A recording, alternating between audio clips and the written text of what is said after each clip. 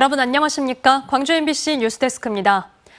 집중호우 때 저지대 주택과 아파트의 침수 피해를 막아주는 물막이판이라는 게 있습니다. 자치단체가 설치 비용을 대부분 지원해주는 사업인데 어찌된 일인지 올해는 광주에 설치돼야 할 물막이판 중에 단 하나도 설치가 안 됐습니다. 장마가 다 끝나고 나서야 설치될 형편입니다.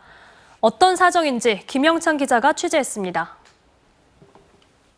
광주에서는 지난주 닷새 동안의 장마로 주택과 상가 등 100여 곳이 침수 피해를 입었습니다. 주로 저지대에 있는 곳에서 피해가 발생했습니다. 상습 침수구역 주민들은 비가 온다는 소식이 들릴 때마다 걱정이 큽니다. 한 300mm 엊그제처럼 많이 와버리면 강주처럼 많이 범람할 정도로 와버리면 좀 위험하다고 봐야죠. 옛날부터 좀 그랬어. 행정안전부는 상습 침수구역 피해를 막기 위해 물막이판을 대안으로 내놨습니다. 주택가 지하 주차장 입구에 규격에 맞는 물막이판을 설치해 침수 피해를 줄여보겠다는 겁니다. 최대 높이 50cm의 높이로 설치할 수 있으며 시와 구에서 비용의 90%를 지원합니다. 광주에는 침수 위험이 높아 물막이판 설치가 필요한 아파트와 주택은 모두 41곳, 지하 주차장은 73곳에 달합니다. 하지만 올해 물막이판 설치는 단 한 곳도 되지 않았습니다. 광주시가 지난 5월 각 구청에 예산을 집행했지만 업체 선정 과정이 늦어지면서 아직까지 설치되지 않은 겁니다. 평상시였다면 촉박하진 않았겠죠. 근데 이제 전국적으로 몰리니까 이제 촉박한 거죠. 업체가 많지 않으니까 업체 찾기가 힘들더라고요. 물막이판이 제작되더라도 일부 아파트에는 설치가 안 될 수도 있습니다. 일부 아파트 입주민들이 관리가 힘들다는 이유로 설치를 꺼리면서 차라리 관리가 편한 모래주머니를 쓰겠다고 하고 있는 겁니다. 처음에는 수요조사할 때는 한다고 했다가 이게 회의해보고 결론적으로 최종 이제 자부담이랑 저희가 안내를 하니까 우리는 이제 이게 필요 없다. 각 자치구는 이번 달 내로 물막이판 설치를 끝낼 계획이지만 장마는 그 전에 끝날 것으로 예상됩니다. 각 자치구의 장담대로 7월 말에 설치가 끝난다면 8월과 9월에 오는 태풍 피해라도 막을 수 있지만 또 어떤 변수가 생길지 알 수 없는 일입니다. 광주시의 각 자치구 늑장 행정에 주민들은 또다시 침수 피해를 입지 않을까 걱정이 커지고 있습니다. MBC 뉴스 김영창입니다. 6월 하순에 광주에 내린 비 가운데 올해 내린 비가 역대 가장 많은 것으로 나타났습니다. 광주지방기상청은 장마 초반인 올해 6월 하순 광주 지역의 강수량은 418.4mm로 역대 6월 하순 강수량 중 가장 많았다고 밝혔습니다. 같은 기간 광주 전남의 평균 강수량도 역대 세 번째로 많은 217.7mm를 기록했습니다. 대기 불안정으로 인해 광주와 목포, 여수에서는 천둥 번개가 평균 3.7일 관측돼 평년 1.7일보다 2배 이상 많았습니다. 휴일이나 정년과 같은 근로 조건, 이 월급을 받는 근로자에겐 가장 민감한 부분이 아닐 수 없는데요. 국내 대기업을 중심으로 주 5일제 근무 형태 변화와 정년 연장 등 근로 조건의 변화의 바람이 불고 있습니다. 아직까진 초기 단계지만 우리 지역사회에서도 노동환경 변화에 대한 논의가 활발해질 걸로 예상됩니다. 한신구 기자의 보도입니다. 코스피 시가총액 1위로 국내 주식시장을 선도하는 삼성전자. 지난달부터 주 5일제 근무에 익숙했던 근무 형태에 변화를 주는 의미 있는 실험을 시작했습니다. 광주 공장을 비롯한 전 사업장에서 월 1회 주 4일제 근무에 들어간 겁니다. 매달 필수 근무 시간을 채워야 하고 교대 근무 형태의 생산직은 아직 예외로 한다는 단서는 붙었지만 급여일이 낀 주 금요일에는 회사 눈치를 보지 않고 쉴 수 있는 근거가 마련된 겁니다. 몇 달만 지나고 정착이 되면 가족과도 또 계획적인 여가 활동 계획도 수립하고 풍요롭게 그 여가 생활을 즐길 수 있는 그런 시간이 많아질 것 같습니다. 워라밸을 추구하는 근로자와 단축과 유연근무 등을 단계적으로 도입하면서 추가 수당 등 비용을 줄이려는 사측의 이해가 맞아떨어져서인데 오랜 동안 노동계의 주요 이슈의 하나였던 주 4일 근무제가 삼성전자를 시작으로 본격화되고 있는 겁니다. 특히 이 같은 움직임은 지난 2003년 주 5일 근무제를 처음 시행한 금융권은 물론 다른 기업들의 근무 형태에도 어떤 식으로든 변화의 바람이 불 것으로 예상됩니다. 올해 임단협을 시작한 기아자동차와 현대자동차 노사는 정년 연장을 놓고 의견 충돌이 불가피합니다. 노조 측이 임금 인상과는 별도로 현재 60세인 정년을 국민연금 수령 직전인 64세까지 늘릴 것을 교섭안으로 제시해놨기 때문입니다. 퇴직 이후 고령화 노후 대책이 필요하여 국민연금 수령 전년도까지 전년 연장을 요구하고 있습니다. 사측은 아직 수용할 수 없다는 입장이지만 정부의 국민연금 개혁 방침과 맞물려서 올 임단협에 최대 쟁점으로 부각되고 있습니다. 한편 내년도 최저임금을 놓고 노동계와 재계는 올해도 법정 심의 기간을 넘겨 맞붙어 있는데 양측의 간격이 워낙 커서 상당한 진통과 후유증이 예상되고 있습니다. MBC 뉴스 한신구입니다.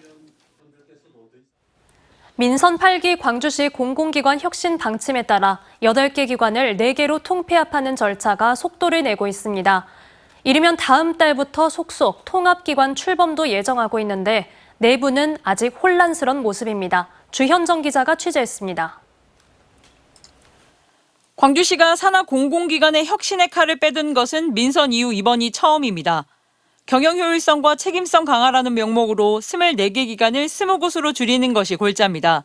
공공 서비스의 질 저하는 물론 방만 경영과 채용 비리, 갑질 등 윤리적 문제가 빈발하면서 시민들의 기대치에 미치지 못하고 첫 통합기관은 이르면 다음 달 출범합니다.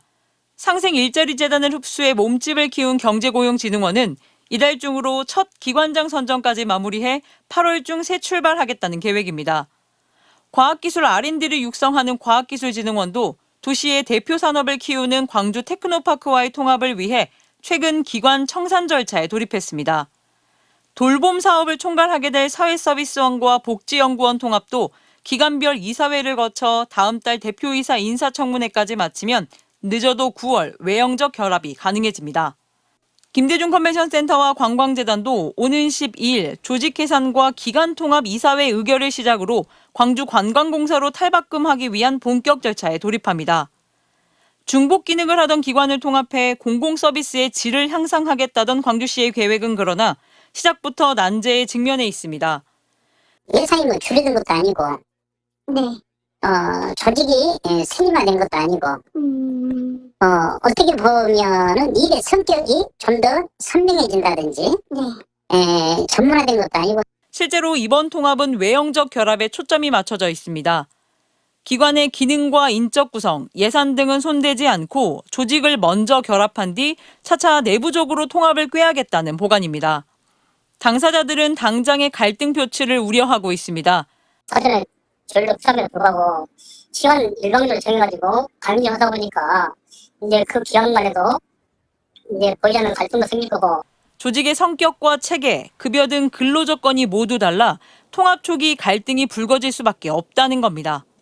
시민들에게 좀 더 많은 서비스를 제공할 수 있는 공공기관이 되고 또 공공기관 종사자들도 신분 불안하지 않고 더욱더 사익이 올라가서 일을 할 수 있도록 하는.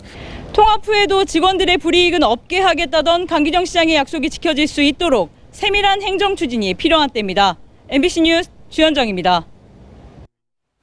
강제동원 피해자들을 응원하기 위한 역사정의 시민모금에 일주일 만에 2억 원이 넘는 모금액이 모였습니다. 일제 강제동원 시민모임에 따르면 오늘 낮 12시를 기준으로 2,700건에 모금액은 2억 350여만 원에 이르고 있습니다. 참여한 시민들 가운데는 아끼던 아코디언을 팔거나 결혼식 축의금을 낸 신혼부부도 있습니다. 한편 외교부가 각 지방법원에 배상금 공탁을 걸고 있지만 광주지법에 이어 수원지법과 전주지법에서도 공탁금 불수리 결정이 잇따르고 있습니다. 일본의 참의원이 강제동원 피해자 양금덕 할머니 댁에 방문해 사죄와 위로의 말을 전했습니다.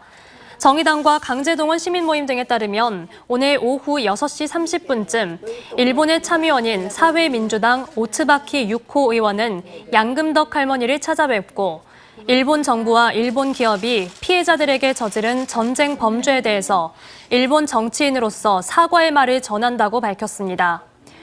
육호 의원은 오늘 저녁 강제동원 시민모임과 간담회를 가진 뒤 내일 오전 5.18 민주묘지를 참배할 예정입니다. 100일 뒤로 다가온 전국체전을 앞두고 전라남도가 바가지 요금과 교통 문제 해결을 위해 나섰습니다. 안준호 기자가 취재했습니다. 전국체전을 앞두고 2배에서 3배까지 오른 목포 지역 숙박 요금. 더 비싼 요금을 받기 위해 기존에 했던 계약 파기 요구까지 바가지 요금 우려가 현실화되고 있어 목포시가 긴급 대책을 마련하기로 했습니다. 우선 신고센터를 운영해 가격 폭리를 취하는 업소에 대해서는 위법 사항 발견 시 즉시 행정 처분을 하기로 했습니다. 또 과도한 요금을 받지 않도록 사전 요금제 가입 숙박업소를 확대하고 해당 업소에는 인센티브를 제공할 예정입니다. 선수단의 예약을 돕기 위해서 사전 요금제를 실시하고 있는데요. 현재 100여 개소 3천여 실 정도를 확보했고요. 추가적으로 저희가 한 180개소 해가지고 6천 실 정도 추가 확보할 예정입니다. 교통과 주차 대책도 마련했습니다. 목포 종합경기장 인근 대양산단에 임시주차장 4개소 8필지를 마련하고 산단 입주자 협의회와 논의해 업체 주차장도 체전 기간 동안 개방할 것을 검토하고 있습니다. 또 오감 대학 부지와 원도심, 북한권 12개소에 선수단 수송버스 주차장을 조성합니다. 전국체전 성공 개최를 위한 분위기 조성에도 본격 나섭니다. 전라남도는 KTX는 물론 유동 인구가 많은 전국 각지 교통시설에 전국체전 홍보물을 부착하기로 했습니다. 용산역 강남고속버스터미널 광화문 등의 집중 홍보와 더불어 KTX SRT 객차 모니터 그리고 KTX 외부 디자인 랩핑 통해서 홍보를 집중 실시하고 있습니다. 또 전국체전 성공 개최 범도민 캠페인을 전개하고 해상 WCO와 각종 문화예술 공연을 통해 전국체전을 적극 알려나가기로 했습니다. 한편 문화체육관광부와 대한체육회 등은 1박 2일 일정으로 목포를 방문해 목포 종합경기장 등을 둘러보고 전국체전 준비 상황을 점검했습니다. MBC 뉴스 안준호입니다.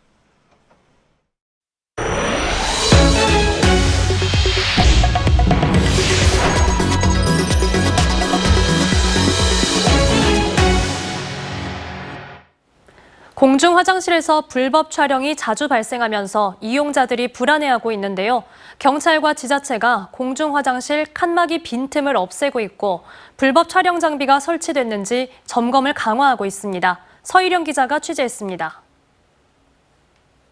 전남의 한 공중 화장실입니다. 화장실 칸막이와 바닥 사이에 공간이 있습니다. 청소를 위해 대부분 화장실이 이런 구조로 설치돼 있습니다. 하지만 이 빈 공간을 통해 불법 촬영이 전국적으로 잇따르면서 이용자들은 불안해하고 있습니다. 불쾌하기도 하고 왜 그런 걸 설치하는지 이제 이해도 안 되고 마음도 안 좋고 그랬죠. 공용 화장실 이용하는 것도 좀 꺼려지게 되고. 화장실 들어갔을 때 이제 뭐가 나사라든가 이런 것들이 헐겁게 됐다던가 이러면은 저거 카메라 설치한 건 혹시 아닌가? 최근 공중 화장실 내 안심 스크린 설치가 늘고 있습니다. 보시는 것처럼 이곳은 화장실 칸 사이 공간이 모두 막혀 있습니다. 불법 촬영 예방을 위한 시설물입니다. 하단부를 카메라로 촬영할 수 없게 칸막이를 나눈 안심 스크린이라고 해가지고 하단부, 아니 이렇게 넣을 수 없게 핸드폰을 들어갈 수 없게 만든 범죄 예방 시설물입니다. 경찰과 지자체의 공중 화장실 점검도 강화되고 있습니다. 열감지 카메라를 이용해 혹시나 있을지 모를 불법 촬영 기기들을 확인하기도 합니다. 비상벨 작동 여부도 공중 화장실 내 주요 점검 대상입니다. 범죄 예방 시설물 설치를 통해 범죄 발생이 크게 줄었고 공중 화장실을 이용하는 고객의 약 84.6%가 화장실 이용에 만족을 하고 있으며 경찰은 지자체와 함께 공중 화장실 내 안전시설물 설치를 확대하고 점검을 더욱 강화하기로 했습니다. MBC 뉴스 서희령입니다. 기아 타이거즈가 외인 선발 투수 2명을 모두 교체하며 가을 야구를 향한 승부수를 걸었습니다.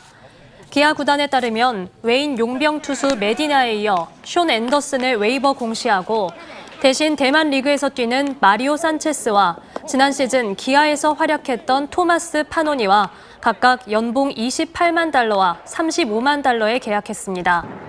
베네수엘라 출신 산체스는 올 시즌 대만에서 8승 1패, 평균 자책점 1.44로 안정적인 제구와 경기 운영 능력을 보였습니다.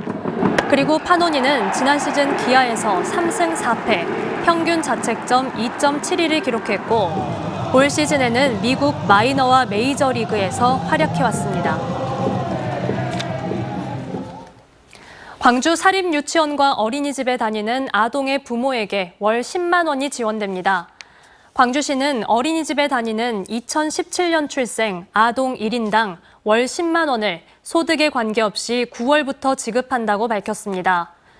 광주시 교육청도 사립유치원에 다니는 같은 연령의 아동 1인당 10만 원을 6천여 명 대상으로 지급합니다.